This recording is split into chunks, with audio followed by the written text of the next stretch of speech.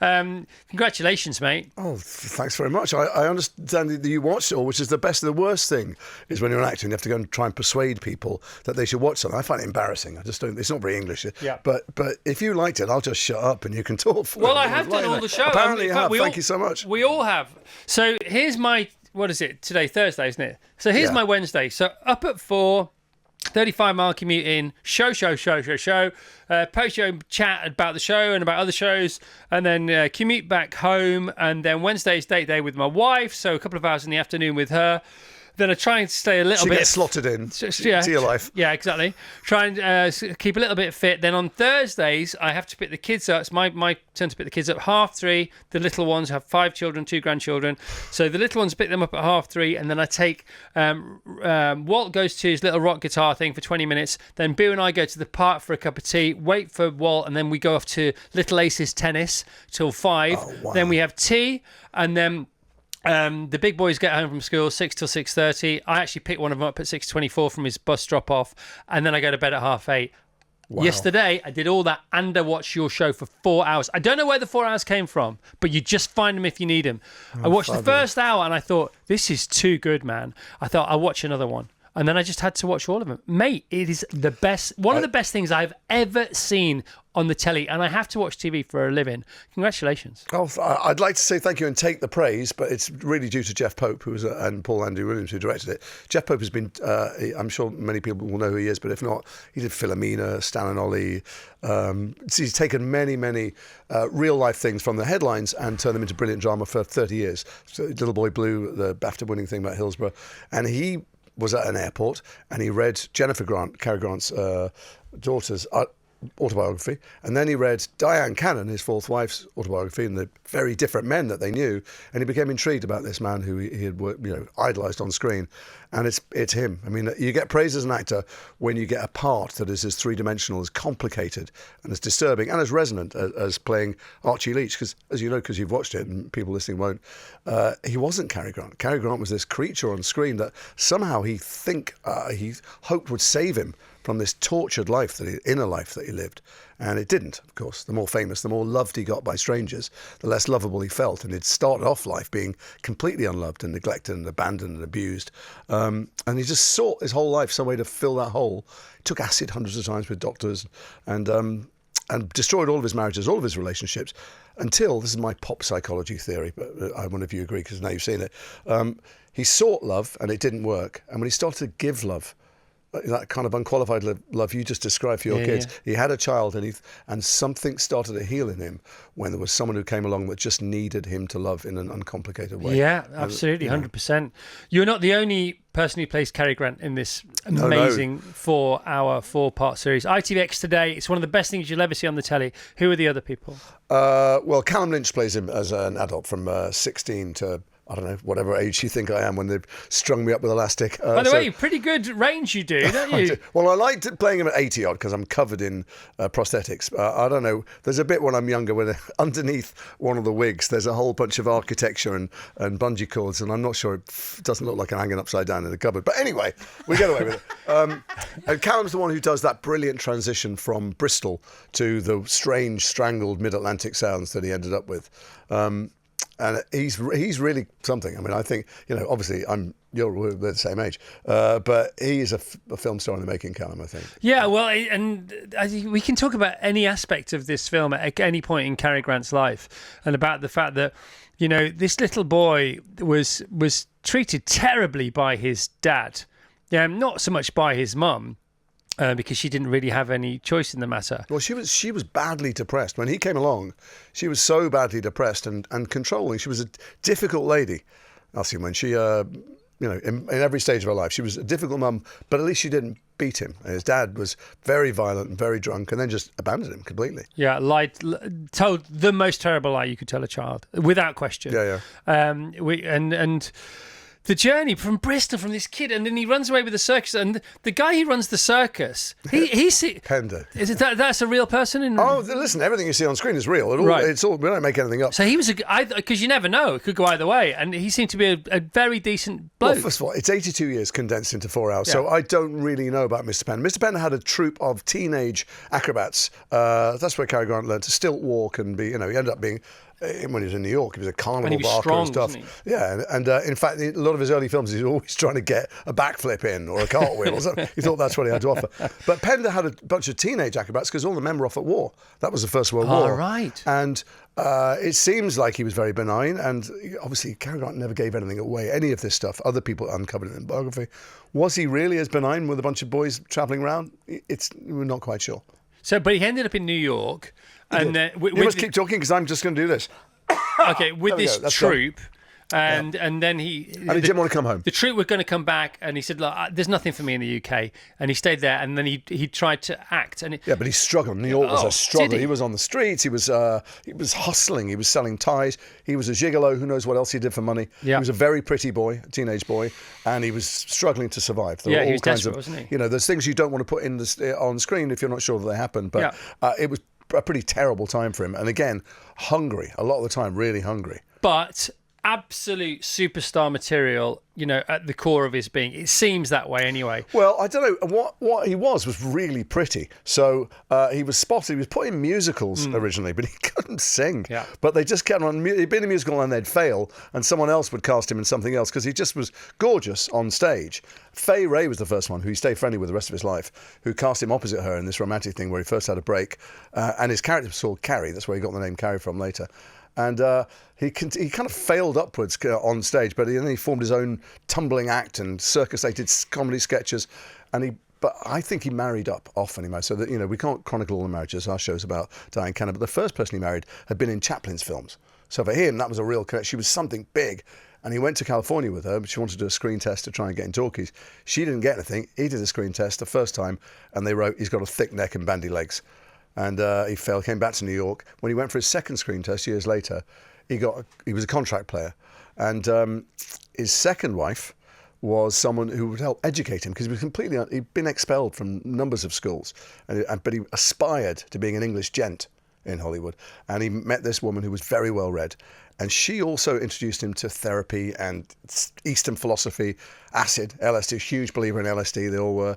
And when that marriage went wrong, he married the richest woman in the world, so he had access to high society. So this is the Woolworths heiress. That's Barbara Hutton, and they were known as Cash and Carry, and and he was very, very famous by then. And I'm not saying that it was mercenary. Right. I think that unconsciously he always just wanted to be something he wasn't. Yeah. Always. Just wanted to escape as far away from as far possible as he possibly could from his past. Yeah. Actually, my dad, who will not be listening to this, luckily, is 91, and he's been fine financially for a lot of his life. He's survived and helped his kids go to university. He still has nightmares about bailiffs. Yeah. When he was a kid, his dad was a bit of a ne'er-do-well, and they were kicked out of their house a lot. In fact, his first day at school when he was 5, they came to get him halfway through this class and say, you've got to leave, you can't go to this school anymore because your family have moved. And he was 5, and he remembers the humiliation of that at bailiffs. And for Cary Grant, those wounds went deeper because the things he remembered were worse. Yes, and Scara, it's there forever. It's the thing you fear most. It doesn't matter what else happens. You go to bed at night, you wake up in the morning, and you're back to where you were. Because when you're asleep, you reset to your true nature. No, that's true. But also, it's exacerbated. You've met many, many, many famous people. The fame does not make them happy. They might be happy people and others, but if they think that the love of other people is going to do it for them, they're really on a losing wicket. It's just going to get worse. And it got worse for him because he was literally the most loved, adored, fancied man in the world for decades. And he was really good at his job. I mean, the one thing that goes along with maybe this moving upwards thing that you allude to is his work ethic. He did seem to have an amazing work. He put the heavy lifting in, didn't he? Yeah, and he was very, very good at it. And he was very smart. Actually, it came to light later when he stepped away from acting to be a dad. It turns out he was really good at business. I mean, really good at business. I did a lot of research in lots of different areas, but I read the minutes of the business meetings for the companies he was in, and he should have done that all along. But he applied that to being a star. He went after it like a Exocet. He took puppies to the studio heads when he was no one. He took them to their daughters' birthdays and stuff. This didn't happen by accident. Yeah, no, of course not. He clawed his way to the top. I'm not over twitching corpses, didn't stab anyone on the back to get there, but it doesn't happen by just being talented. He went after it, and who knows what he had to do to get there. Yeah, and the thing about there's lots of things about the show which is amazing, is the fact that because he created this mid-Atlantic sort of screen matinee idol, had he really been a posh English bloke, it wouldn't have worked. It wouldn't have played because it was a caricature of a posh English That's very bloke. insightful. Yeah, it's Do you know what I absolutely mean? right. Yeah. It's like what Americans think posh English blokes are like, but they're not like that at all. Well, he built it. I mean, we couldn't put it all on screen because there's just so much of a life. But his first transatlantic crossing on a boat, Douglas Fairbanks Sr. was there, and he got to play shuffleboard with him. Him being so pretty allowed him entree into lots of different worlds, and he admired and was in awe of him, and he modelled a lot of himself on lots of different actors, but Douglas Fairbanks in particular. He got a sense of dress from one, he got the cock of a head from another, he got putting hands in your pocket from another, he got the voice from some, and he studied it. I mean, he built like a Frankensteinian thing. Yeah. He built that persona out of pieces of people that he wanted to be. Yeah, and if you build it well enough, you forget who you really are yourself, and that's when you're lost, Yeah. I suppose. I'm not sure he ever really was someone. I don't know if you did this, but I'm from Liverpool originally, and I came to London with a Liverpool accent, and I went Cockney overnight because people made fun of me at school. Yeah. I went to university. They were all very posh and often double-barrelled. I tried to sound like that quickly. And when I'm in America, I think I probably end up with a horrible, halfway Lloyd Grossman, not that Lloyd Grossman's a horrible person, but, that mid-Atlantic accent. And I think he reinvented himself, whoever he met at any point. Right, so this is you talking about Archie, this amazing program on ITVX. It's 1 hours. I watched all 4 hours yesterday. I don't know where I got the time from. It may have been the world's first ever 28-hour day, but I watched them and I absolutely loved them. But you're talking now as if you were working on it, or you're writing it, or you're producing it, or directing it, or you were part of the Cary Grant No, let's family. talk about those people who did that. They're amazing. Yeah, no, hang on. Here we go. We've not talked about your performance, mate. You are unbelievable, as are your fellow female. Laura Aikman, who plays Diane Cannon, is staggering. I think. But you're here telling us the story. You're recounting the story, like you've researched the story, and you're on to tell us about the character. Your performance in this is. I mean, I don't know. Is this the best? How do you say it? Is this the best you've ever been? Is it the best role you've ever had? Or first of all, different level, mate. I want the world to open up and swallow me. God knows everybody loves a compliment, actors more than anyone, but I'm deeply uncomfortable. There's so much rather talk about the director or the other actor. I know. But let's talk about this. So let me do this approach. There's been some times in my life as an actor where I get a lot of praise or awards even, or whatever. I've always known when I've taken the script out of the brown envelope, or nowadays open the PDF, that if I don't mess it up, I'll get praise that isn't really due to me. This is a complex, complicated man. It took Jeff Pope 10 years to persuade Diane Cannon and Jennifer Grant that you should be allowed to tell the story. So when you get three-dimensional characters, and you get to play someone over decades and stuff, you get praise for being surprisingly human on screen in ways that I'm the same actor when I do the two-dimensional parts for cash or whatever. I've been the same actor all the way through. A couple of years ago, I did a film called Mass, a truly beautiful film that won a lot of awards. I won some. Everybody's nominated for stuff. It's a little indie film, but it's 4 people in a room talking about death and forgiveness and whatever. I don't make it. This isn't much of a hard sell, but trust me, it's really worth watching. You came on the show to talk about it. Right, exactly. And I got praise that was really because it's a magnificent piece. So I never think it's me. I'm all right in it. I do my job well. I think I'm reasonably good at it. But if someone gives you the ball, you just run with it. Yeah, but you're the only person here to talk about it. I want to talk about your That's true, but I can't be. No, I get all that. Let's talk about the amazing makeup, for instance, and the costumes. Yeah. Let's talk about all those things. Let's talk about you preparing for it. Let's talk about you and the voice coaches and the fact that he came up with this voice and you had to recreate the voice that he came up with. The fact you're playing a real person, one of the most famous people ever to appear on screen anyway, and you're playing him on screen anyway.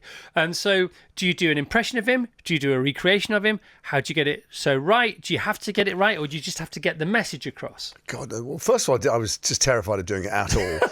It's just awful. And it's true that you said who would ever dare play Cary. I mean, Cary Grant. Nobody could possibly be that person. But it was only because I knew I was playing Archie, who was a really badly messed up bloke, and off screen he was nothing like that. I mean, you try and recreate that level, the thing he could do on screen, forget it. But he was, but I can't remember which one, maybe Hitchcock or someone else said, I've never known someone who could be so charming on screen and so charmless off screen, continually consumed by rage and stuff. But start with the outsides. Amazing Liz Headley, who came up with the look of the thing. I'm not trying to look like him. It's not like spitting image. Yeah. A couple of years' time, AI will mean you can actually have Cary Grant in a film. It's me, but there's some makeup to make me a little bit less like me, a little bit more like him. So they did... Ron Seal, I mean, he was dark brown, crazy dark brown. So I was covered in fake tan. A chin, he's got a famous dimple. He's got brown eyes, so I had to wear rather uncomfortable contacts all the time. Wow. And he had different hair. And then, he's got a different walk and different way of carrying himself. I'm in costumes that are made by Savile Row tailors. The greatest tailors in the world made these clothes to recreate his suits. And also I don't have particularly great posture. He had an athlete's body, but when they cut suits right for you, they hang right. Yeah. You can be all hunched inside and twisted, and it still looks good from the outside. So there's all the outside stuff, and there's the voice. But mostly, when you're watching it, you're not really connecting with that. I'm not a mimic, but I do a faint approximation. But really, you're connecting with something you recognise about marriage, or about our own instincts. Yeah. Well, if you tap deep, it goes deep, doesn't it? Yeah. It's so. Yes, I did all that preparation. Oh, I know what it's going to say. Yeah, the voice. I knew he didn't talk like that in the like he spoke in the films. Yeah. Because he broke it down. He spoke almost every line in exactly the same intonation pattern. That's why mimics could do him so well. And Tony Curtis could exaggerate it so much as Some Like It Hot. And I couldn't find an interview. He just would. He never gave radio interviews or television interviews because he knew it'd expose who he really was. Right. He could curate the guy on screen brilliantly, but he couldn't manage it in a one-to-one conversation. And finally, I tracked down this thing that was a transcript, and I got in touch with a guy through a bit of detective work online. And I said, that is a transcript. Did you record the conversation? And he said, why are you asking? Who are you? He got very panicky, and I said, I'm an actor. I'm playing him. I'm just desperate to find out what he talked like when he spilled coffee on his lap. And he finally, very generously, this man who had recorded him as a student, but his mate had recorded him, even though Cary Grant came on the recording, and the first thing he says, you're not recording this, are you? He goes, well, I was going, no, don't. I don't want you to. Very firm. His mate did actually record it, and he played it to me, and I heard the man. So the voice you hear in the show is much more English than a lot of the stuff on screen, because he was more English. But also, you can hear things in his personality that he never showed on screen. Right. That unflappable masculinity he showed in films is not who he was in real life. He was much more insecure, even at 82 when the recording was made. So when the film opens with him on stage in a theatrical tour, like people do nowadays more often. It's called than A not. Conversation with Cary Grant. Yeah, used to do, and so even towards the end of his life, it wasn't because I was watching. I was thinking, did he go skin? Straight away. I was thinking, did he have to do this? And of course he didn't. No, he was very, very rich. He had been on the board of Fabergé and MGM and the Hollywood racetrack, which he went to every day, not for the races, but because he cared how much the taco stand took and whether more people came in the rain or not, whether they should build a stand. He took his daughter there all the time and tried to teach her about business. No, he did it because a friend of his was sick and was due to talk at UCLA and called and said, would you mind going down? He hadn't done anything public for 20 years or 30 years. And he went down there and had a microphone, and he found he quite liked the old ego boost of getting cheap laughs. So then he did another one. And then he started, still a businessman all the time. He did them occasionally because it was exciting to realise that people still remembered him from the movies. Yeah, business is a great distraction if you don't want to focus on things that really matter. Yeah, I mean, I think he was better at business. He liked not being the centre of attention for decades, where he could make Jennifer the centre of his life and doing business well. And then there was something about it, what it's like. You get a laugh from an audience. It's adrenaline. It's a drug. And so what you see in the show, I think, is far more candid and emotional and revealing than he ever was in real life. But because he had a stroke on stage, so Jeff and Paul Andrew Williams, our rather fantastic director, gave himself license to say, maybe this night didn't really happen. Maybe this is him having a stroke. Maybe this is the fever dream of a man who's dying. I also think he did such clever things, Paul, in that, you've seen it, but they swap timelines. So I'm talking to my mother, and sometimes I'm talking to my 20-year-old mother. Yeah. And sometimes Diane is talking to a little boy and not an adult. And none of those things were in the script. That was all Paul's doing. Amazing.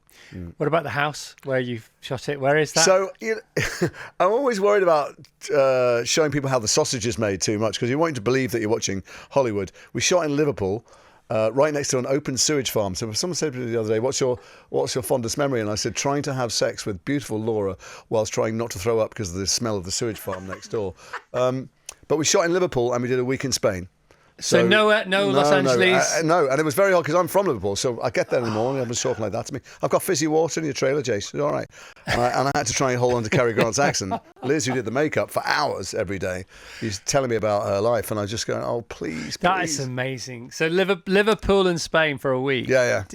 How did they do all this stuff? Well, it's because we're not telling the public story in a way, and we don't have any Oscar scenes, any giant parties or red carpets. It's all really what happened when he stepped inside his front door. Yeah, but you can't. But that house is an amazing house, and they built the inside to match a house they'd found in Spain. When we got to Spain, having shot for months in Liverpool, it was a bit spooky. Right. to see the outside of it being so. And the red Mustang and the red Rolls. The cars. Why have they got old Rolls Royces in Liverpool?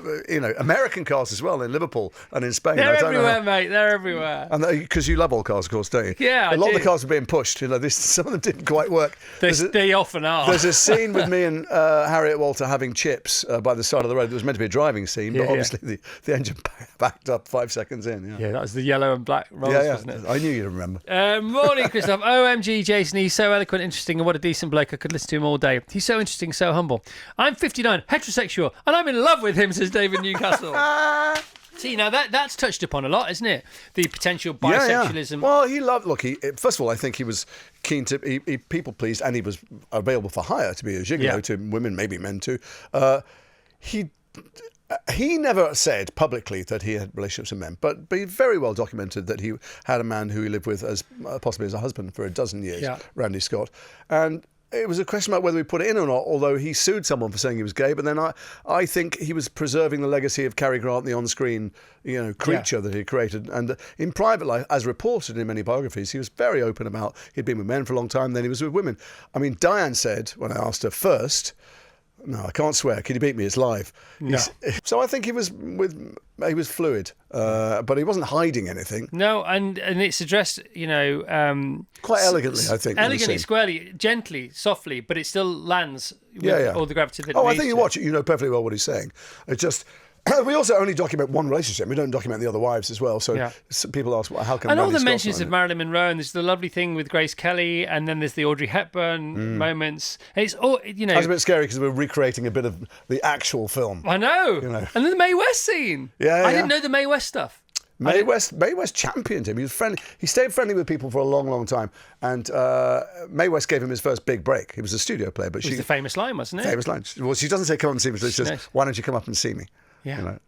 She said it to him, and supposedly he never did, but then he didn't kiss and tell. Remember, he was born in 1904, so when he married Diane, which we document, he's in his 60s and she's in her 20s at first. And then he married again someone who was under 30 when he was 77. Yeah. So that relationship's beautiful. Well, monstrous, Diane chronicled stuff. She was so open. I can't tell you the numbers of very personal things I asked her about their life, emotionally and intimately and physically even, and that she held nothing back. But it started off, she didn't want to be with an old man. He was older than her dad. But he wooed her, and he was the biggest, sexiest film star in the world. And finally she fell for him.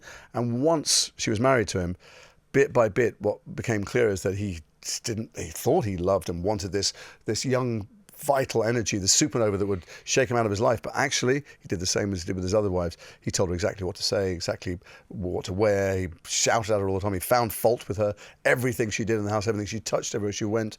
And in the end, he squashed the life out of her and terrorised her. Yeah. And that was all about control, wasn't it? Because of the lack of control he had as a kid. Maybe. I agree. I think if you control every single element in your life, then maybe chaos won't find its way in again. Yeah, but it always does. Because it's there forever. And because you've got to heal. People can heal the scars of childhood, but you've got to know that that's a problem. You've got to be humble enough to accept that maybe what you're doing isn't right. Yeah, absolutely. Val says, hello, Chris and the team. I'm so glad I've got this week off because this is just the best. Great show as ever. And having listened to Jason Isaacs, even more so. What a way to set up my day. I think she's going to watch all your shows today. Hey, Val, how you doing? Switch the telly on. Val's amazing, by the way. Wait till Chris is finished, obviously. Jason, what else should we say about it to get people to watch it? What do you want to say? I don't like telling people to watch things. I mean, I want them to find it. I love the fact that you like it. You've told people to watch it.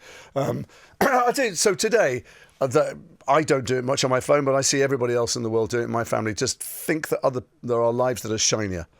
The social media platforms force us to think that everybody else is having a better life than us. And one of the reasons to make this show is not because the audience will all know who Cary Grant is or watch all of his movies. Many people won't. I expect they used to over there. I'm looking at their faces. Not so much. But it does remind us that not to feel less than people in the public eye, to think that they have these perfect lives. And I go to, because I was in Harry Potter, the gift that keeps giving, in the sense that I meet people all the time who are so in love and feel that their lives were saved by the stories and the films and the books. And yet, invariably, when they come up to me and want to talk to me, I can sense that they think I'm somehow, I don't know, occupying more valuable space in the world than them. And I go to as many lengths as I can to dispel that. So they walk away going, oh no, he's just some wears makeup. That's what he is. They don't think that, mate. Well, I don't know, but I just do think that we give people status and put ourselves down a lot. And not that there's a reason to watch this show for kind of medicinal purposes, but the reason to make it is to be reminded that we need to look to ourselves and look to our childhood and look to our parenting. Yeah, well, our first story has been a human being, isn't it? Right. That's the thing. That's what this show's all about. Yeah, no, I don't know about telling people to watch the thing. I tell you what, I watched it the other day with my with a friend who was staying with me, and he made me watch it again. I kept walking out the room, but I was so glad. I can't bear watching myself. But I'm so relieved when there's anything that takes me away from the news nowadays. Yeah. Anything at all. Yeah, it's a really complicated world, and it can be very dark and depressing if you tend, like I do, to catastrophe. So even though you're watching someone else's marriage meltdown who's had a terrible life, it's at least away from us. Yeah. So there you go. That's the strongest thing I say to watch it. It's insightful though as well. There's a lesson in everything, in everybody else's story. There's a lesson for us in ours, I think. There is. I'm so sick of watching telly about murders. Yeah. I don't know that many people have been murdered, and I don't know that many cops. And you don't want to move to any of those villages because there's one every week. The corpses pile up. So I live next door to that village. Do you? Yeah, Midsummer Murders. I won't say the village because every time I say it, they're everybody dropping goes in there. the Caribbean. They're dropping in Shetland. It doesn't matter where you go. There's piles of them. I mean, Oxford, my God, you couldn't get in for the piles of corpses. So it's nice to watch good television that isn't about cops solving murders. Jason, thanks, man. Thanks for having me. Thanks for watching. Hope everyone enjoys it. I've seen it all. It's great. Start to finish. Archie, full 4 episodes out today on ITVX.